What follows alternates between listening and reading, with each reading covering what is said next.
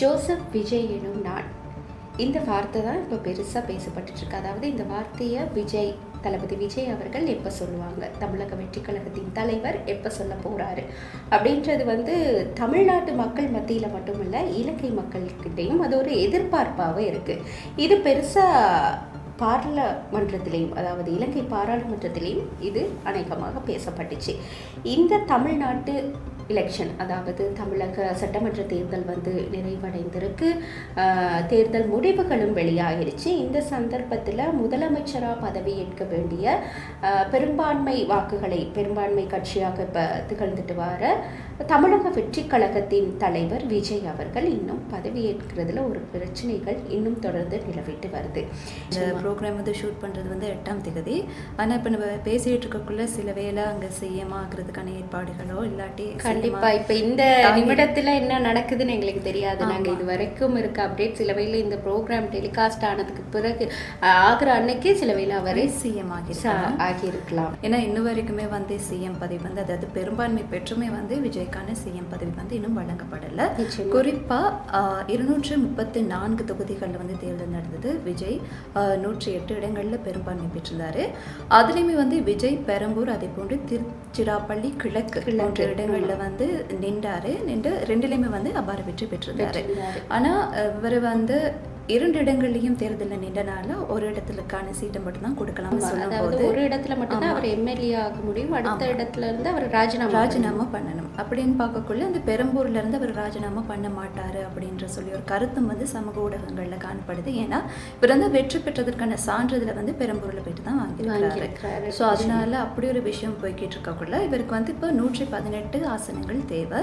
ஆனா இருக்கிறது 108. 2 இடத்துலையும் வெற்றி பெற்றனால அவர் ஏதாவது ஒரு இடத்துல ராஜினாமா செய்யணும். அப்படி பார்த்தா 107 ஆசனம் தான் இருக்கு. இப்போ இவங்க சேர்ந்தா 112 வருது. அப்ப இன்னும் 6 ஆசனங்கள் அவங்களுக்கு தேவை. அப்படின்றக்குள்ள தான் சிக்கல் வருது. இப்போ நிறைய கருத்துக்கள் சமூக ஊடகங்களில் வெளிவருது. சுற்றி குறிப்பாக சொன்னால் இப்போ பெரும்பான்மை விஜய் இனிமே நிரூபிக்கலை. இவர் என்ன செய்கிறாருன்னா, ஆளுநர் இவர் கூப்பிட்டு கேட்குறாரு, நீங்கள் பெரும்பான்மை நிரூபிச்சிங்களான்னு சொல்லி. இப்போ 2-3 தடவையுமே 2 தடவை கூப்பிட்டுருந்தாரு. 2 தடவை பெரும்பான்மை நிரூபிக்கப்படலை. ஆகவே இது தொடர்பான சர்ச்சையான பேச்சுக்கள் தான் இந்த இந்திய ஊடகங்கள் முழுக்க பேசப்படுது. இந்த சந்தர்ப்பத்தில் இது சரியா, அதாவது இதுக்கான ஏதாவது ஒரு திட்டங்கள் இருக்கும், அதாவது அவர்கள்ட்ட ஏற்றுக்கொள்ளப்பட்ட திட்டங்கள் ஏதாவது இருக்கும். இது என்ன மாதிரி சுற்றி? அதாவது நிறைய மூத்த வழக்கறிஞர்கள் அவங்க ஒரு விஷயத்த சொல்றாங்க. ஆளுநருக்கு ஆதாரங்கள், அதாவது உங்களுக்கு பெரும்பான்மையை நிரூபிக்க முடியுமா அப்படின்ற ஆதாரங்களை அவருக்கு கேட்கலாம். அதாவது அது எவ்வளவு தூரம் சாத்தியப்படும் அப்படின்ற ஆதாரங்களை கேட்கலாம் அப்படின்னு சொல்றாங்க. இன்னொரு விஷயம் போயிட்டுருக்கு. அதாவது பெரும்பான்மையை நிரூபிக்க வேண்டிய இடம் ஆளுநர் மாளிகை இல்லை.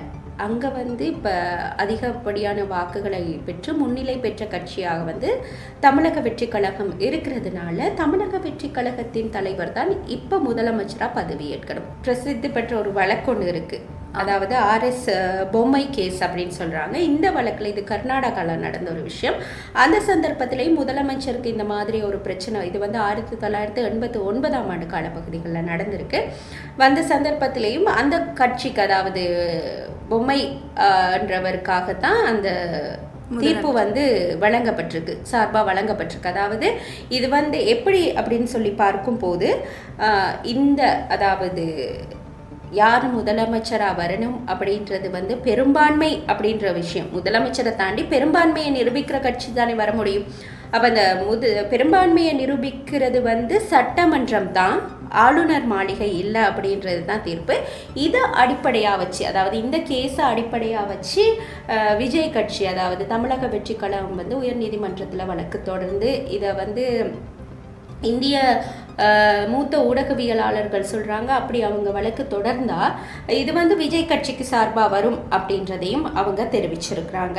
முதல்ல பெரும்பான்மை கட்சிக்கு அவங்களோட பெரும்பான்மையை நிரூபிக்க முடியாது, வாக்குகள் எடுத்த கட்சிக்கு அவங்களோட பெரும்பான்மையை நிரூபிக்க முடியாத சந்தர்ப்பத்தில் 2ஆவதாக இருக்க கட்சிக்கு போகும். அவங்களும் அந்த குறிப்பிட்ட காலத்தில் அதை நிரூபிக்காத பட்சத்தில் அது வந்து பிரசிடென்ட் ரூலுக்கு, அதாவது பிரசிடென்ட் ஆட்சி, ஜனாதிபதி ஆட்சியை கொண்டு நடைபெறும் இடைக்கால தேர்தல், அதாவது மறுதேர்தல் இடம்பெற்ற அந்த வாக்குகளின் அடிப்படையில் தான் அந்த தேர்தல் நடைபெறும் வரை திருப்பியது.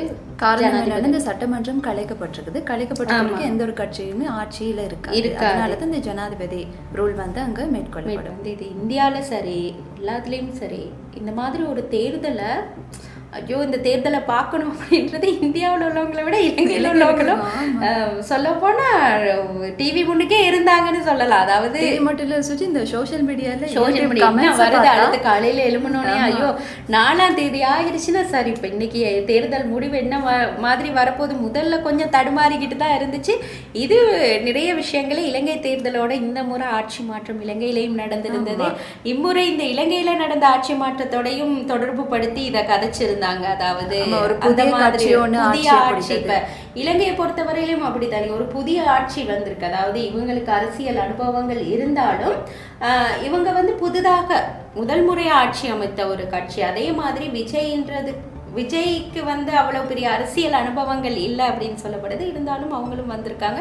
வந்து அவங்களை இன்னும் ஆட்சி அமைக்க விடலை. என்ன நடக்குதுன்றதை பார்த்துட்டு இருக்கக்குள்ள தான் இப்போ ஒரு விஷயம் நடந்திருக்கு. என்னன்னு சொல்லுங்க பாப்போம்.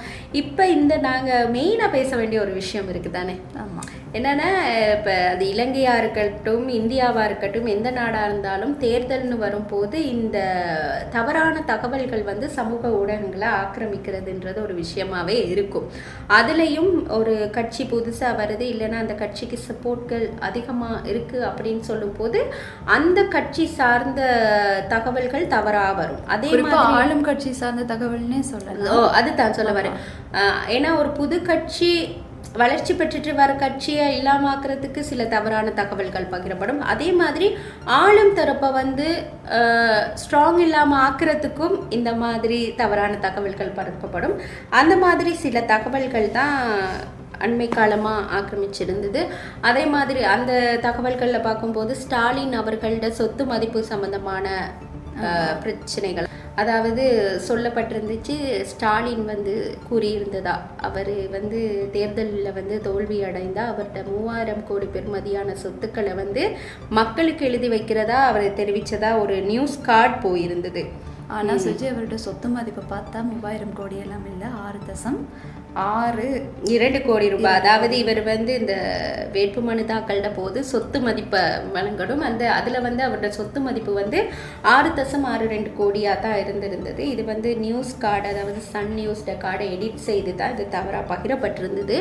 அதே மாதிரி சில பிரபலங்கள் வந்து இந்த ஓட் போடக்குள்ள அஜித்தும் ஒரு விஷயத்த சொல்லியிருந்தார்னு சொல்லி பகிரப்பட்டுருச்சு. அதாவது நோ நீட் டு சேஞ்ச், அதாவது மாற்றங்கள் தேவையில்லை, ஆட்சி மாற்றங்கள் தேவையில்லை அப்படின்னு சொல்லி. ஆனால் அது அஜித் தரப்பும் அதை மறுத்திருந்தாங்க. அதே மாதிரி இப்போ ஒரு பெருசாக பேசப்படுறது தான் விஜயோட சேர்த்து பேசப்படுற ஒரு நடிகையாக தான் இருக்கிறாங்க த்ரிஷா. அவங்களும் தெரிவித்ததா ஒரு தகவல் இருந்துச்சு, இந்த ஆட்சி மாற்றம் தேவையில்லை அப்படின்னு சொல்லிட்டு. அதுவும் தவறான தகவல்ன்ற அடிப்படையில் பகிரப்பட்டிருந்துச்சு. அப்புறம் இன்னொரு விஷயம் த்ரிஷான்னு சொல்லும்போது தான் சுஜி இன்னொரு விஷயம் ஞாபகம் வருது. என்னன்னா எலெக்ஷன் ரிசல்ட்ஸ் வந்து அன்னைக்கு வந்து த்ரிஷாவோட பர்த்டே, அதாவது 4ஆம் தேதி. அப்போ த்ரிஷா கோவில் போயிருந்தாங்க. அப்போ விஜய் வின் பண்ணனால தான் கோவில் போயிட்டாங்கன்னு சொல்லியிருந்தாங்க. அதே மாதிரி இன்னொரு விஷயம் வந்து நடிகர் ரஜினிகாந்தோட வாய்ஸை வந்து க்ளோன் பண்ணி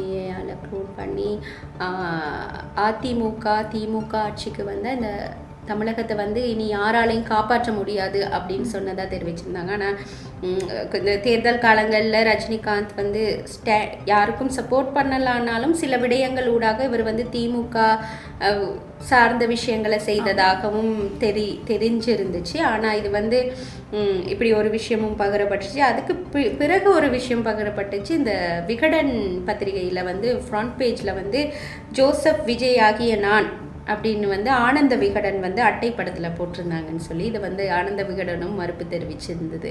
ஆமாம் சுஜி, இந்த நீங்கள் சொன்ன மாதிரி தான் இன்னொரு விஷயம். அதாவது இப்போ நிறைய மில்லியன் கணக்கு வியூ எடுத்து போய்கிட்டு இருக்கிற விஷயம் என்னென்னா, விஜயோட ஜனநாயக படம் வந்து இன்னும் ரிலீஸ் ஆகலை. அப்போ இந்த படம் வந்து ரிலீஸ் ஆகிட்ட மாதிரியும் இப்போ விஜய்ட எந்த படம் ஸ்டார்ட் ஆகுறதால தளபதி இன் திருமலையாக இருக்கலாம், திருப்பாச்சி இருக்கலாம், கில்லியாக இருக்கலாம், அப்படி தானே வரும் இந்த டைட்டில் கார்டில். ஆமாம், டைட்டில் கார்டு. அந்த தளபதியை தூக்கிட்டு சிஎம் ஜோசப் விஜய் அப்படின்னு இருக்கிற மாதிரி ஒரு வீடியோன்னு போட்டு, ஆமாம், அதில் வந்து தியேட்டரில் அந்த டிக்கெட் எல்லாம் கழட்டி வீசுகிற மாதிரி அந்த மாதிரியான விஷயங்கள் இருந்தது. ஆனால் அது வந்து ஏஐ மூலமாக ஜெனரேட் பண்ண வீடியோன்றது வந்து உறுதியாகி இருக்குது.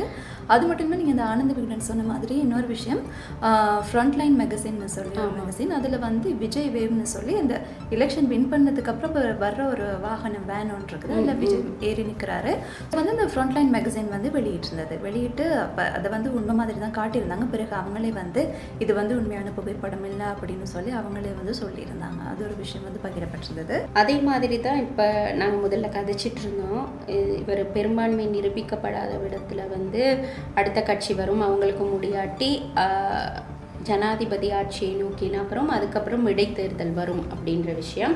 ஆனால் உங்களுக்கு தெரியுமா, ஜனாதிபதி ஆட்சி வரப்போகுதுன்னு ஒரு ஒஃபிஷியல் லெட்டர் வந்துடுச்சு அப்படின்னு சொல்லி ஒரு லெட்டர் கூட சமூக வலைத்தளங்களில் பகிரப்பட்டது. அதாவது அடுத்து வந்து தமிழகத்தில் வந்து இப்படி குளறுபடிகள் நிகழ்கிறதுனால ஜனாதிபதி ஆட்சியை வந்து வழங்குறதுக்கு வந்து உத்தியோகபூர்வமாக அறிவிப்புகள் வெளியாயிடுச்சு.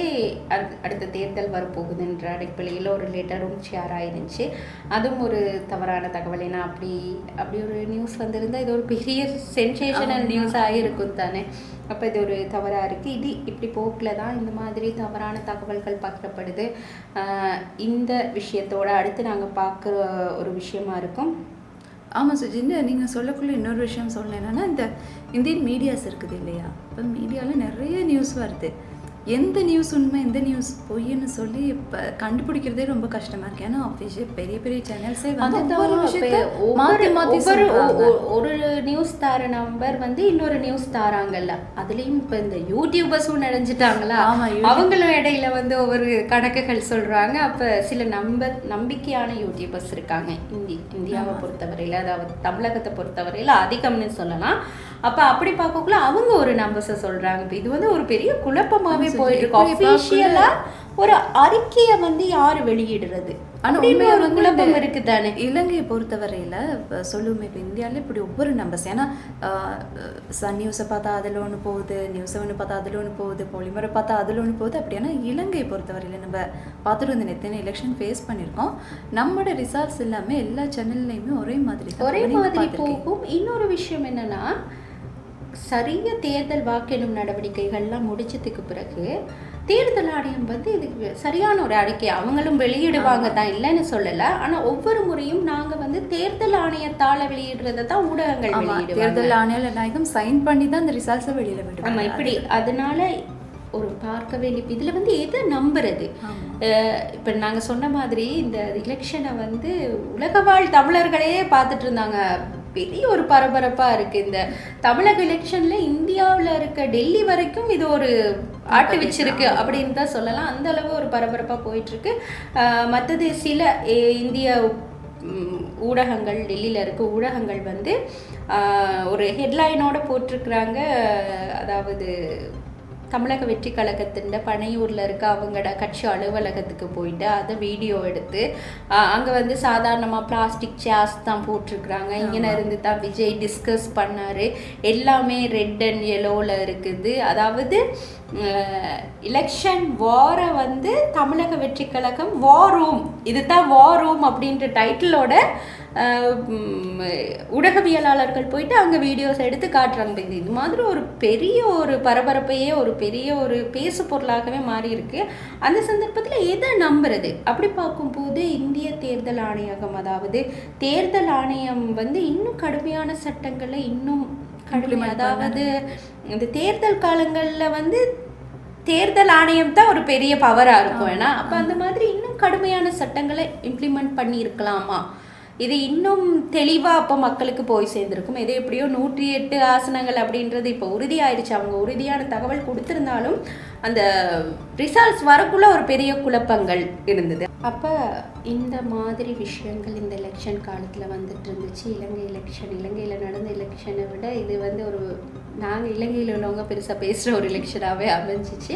எது எவ்வாறாகி இருந்தாலும் நாங்கள் சரண்யா முதல்ல சொன்ன மாதிரி இப்போ நாங்கள் இந்த ரெக்கார்ட் பண்ணிகிட்ருக்கோம். இது பப்ளிஷ் பண்ணக்குள்ள, அதாவது இந்த ப்ரோக்ராம் பப்ளிஷ் ஆகி வெளியில் வரக்குள்ள சில வேளை இன்னும் பல மாற்றங்கள் நடந்திருக்கலாம். முதலமைச்சர் ஆகியிருக்கலாம், கூட்டணிகள் இணைஞ்சிருக்கலாம், தெரியல என்ன நடக்கும் அப்படின்றது. இன்னும் 48 மணி நேரங்கள் இருக்குது. இவர் இன்னும் பதவி ஏற்கல, எதிர்வரும் 10ஆம் தேதிக்குள்ளே அவர் பதவி ஏற்கணும் அப்படின்னு சொல்லப்படுது. இன்னும் நீடிச்சா பிரசிடென்ட் ரூல் வந்துடும். காரணம் இவங்க இன்னொரு கட்சி வந்து ஆளுநர்கிட்ட நாங்கள் ஆட்சி அமைக்கிறோம்னு இதுவரைக்கும் கேட்கல. ஆமாம்.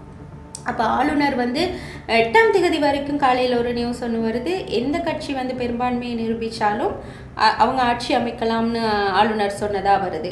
அப்போ இது வரைக்கும் இன்னொரு கட்சி வந்து கேட்கல, தமிழக வெற்றி கழகம் மட்டும்தான் இருக்குது. அப்போ ஏன் இன்னும் கொடுக்கல, இன்னும் ஏன் ஆட்சி அமைக்கலை, இன்னும் சட்டசபைக்கு ஏன் அனுப்பலை, அங்கே நிரூபிக்க வேண்டிய பெரும்பான்மையை ஏன் ஆளுநர் மாளிகையில் கேட்குறீங்க? இப்படி பல விஷயங்கள் நடக்குது.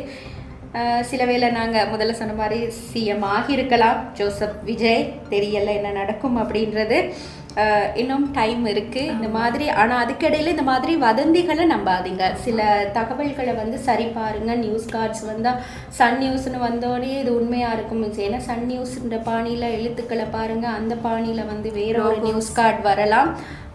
இங்கே நடக்கிற மாதிரி தான் அங்கேயும் இங்கே நடக்கிறத விட பல விதமான, ஏன்னா சனத்தொகையை பார்க்கக்குள்ள இன்னும் போலியான தகவல்கள் வேகமாக பரவும். அதனால அதை வந்து இங்கே நம்பி இங்கேயும் சமூக ஊடகங்களில் போற நடத்திக்கிறாங்க, சமூக ஊடகங்களில் சப்போர்ட்டர்ஸ் வந்து அடிச்சுக்கிறாங்க. அதெல்லாம் வேணாம், உண்மையான நியூஸ்களை நம்புங்க.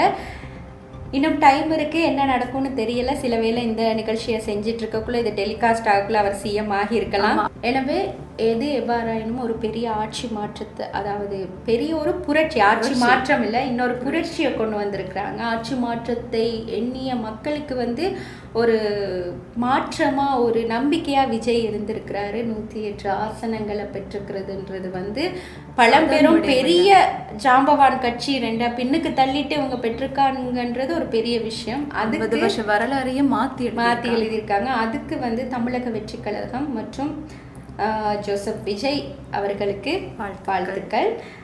மேலும் இது போன்ற தவறான தகவல்கள் பரவாமல் இருக்க, இது போன்ற உண்மை கண்டறியும் ஆய்வுகளை பார்க்குறதுக்கு நீங்கள் ஃபேக்ட் கிறிசென்டோ ஸ்ரீலங்கா தமிழ் அப்படின்ற எங்களோட இணையதளத்துக்கு போனீங்கன்னா நீங்கள் முழுமையான ஆய்வறிக்கைகளை பார்த்து கொள்ளக்கூடியதாக இருக்கும். அதே போன்று எங்களோட சமூக வலைதள பக்கங்கள், சமூக வலைதள பக்கங்களான யூடியூப், ஃபேஸ்புக், டிக்டாக், அதே போன்று இன்ஸ்டாகிராம் போன்ற அனைத்திலும் நமது காணொலிகள் காணப்படுது. அது மாத்திரம் இல்லாமல் எங்களுடைய வாட்ஸ்அப் சேனலையும் ஃபாலோ செஞ்சீங்கன்னா இருந்தால் மும்மொழிகளையும் இது தொடர்பான கட்டுரைகளை உங்களுக்கு காணக்கூடியதாக இருக்கும். ஆகவே மற்றும் ஒரு நிகழ்ச்சியில் மீண்டும் சந்திப்போம். வணக்கம்.